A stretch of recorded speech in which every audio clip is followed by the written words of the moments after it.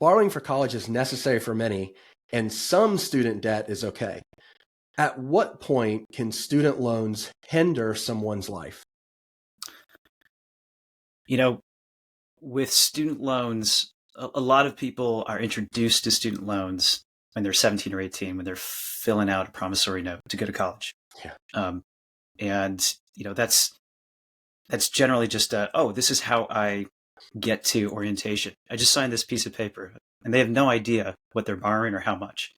And a lot of times, if they're like me, they find out at graduation how much they borrowed, which can be a bit traumatic, finding and seeing the balance. Even worse, maybe after grad school, if you haven't looked at it until you finish grad school is a lot more expensive. But, for a lot of people, a lot of graduates, loans are common, may feel like a taboo topic.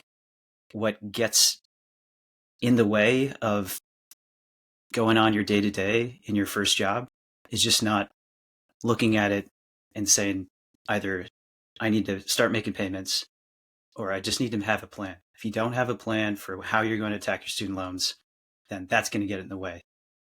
Eventually the loans will go into delinquency, then they go into default. If the federal loans, that takes 9 months.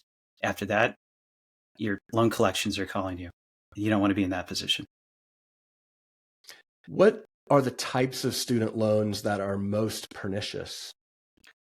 I found that for undergrad, it's private student loans. So, if you don't know where to start and you're not sure how to go about funding college, first I would start with the FAFSA, start with studentaid.gov. Federal loans by far are going to be better than private loans because the lender who's loaning to you for a private loan knows they're not going to get paid until you graduate. That's at least 4 years from now for a lot of people. So they build that into their interest rate, and you're seeing 12, 13, 14, 15% interest rates.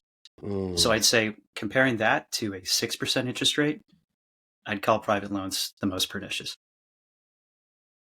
What strategies are most effective to reduce student debt that is less than, let's say, $50,000?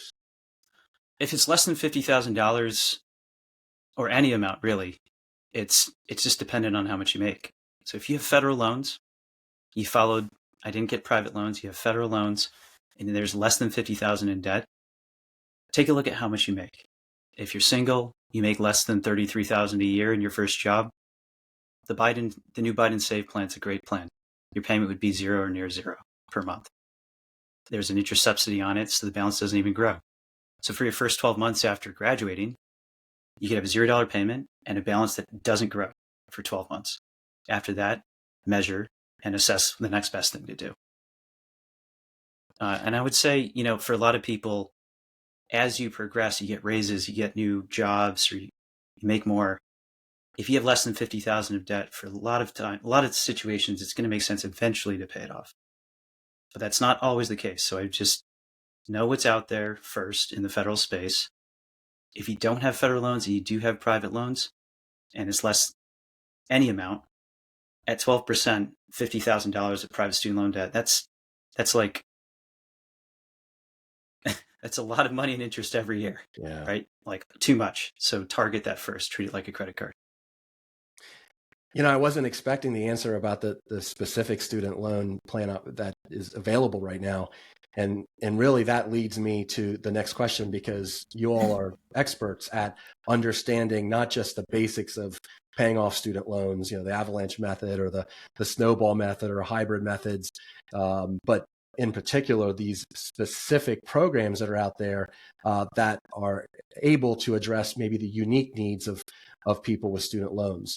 When is it that you think that one-on-one counseling is necessary to help folks overcome significant student debt? Mm-hmm. Yeah, Brian, I think that's a different answer for each person. We're all snowflakes to a degree. I'd say when you feel that you're in deep water and that you're not sure what to do next, that's a good time to seek counseling for student loans. I would start with a blog. I'll highlight our blog, studentloanplanner.com/blog. We've got a ton of content out there. Spend some time on yourself, read some blogs, and if it doesn't make sense, we didn't write it to sell, we wrote it to provide good educational information where a lot of people can self-help. But if you feel lost and you feel like you're in deep water and your payments are coming up and you're not sure that you're on the right plan, and there are several income-driven plans, then that's a good time to do counseling.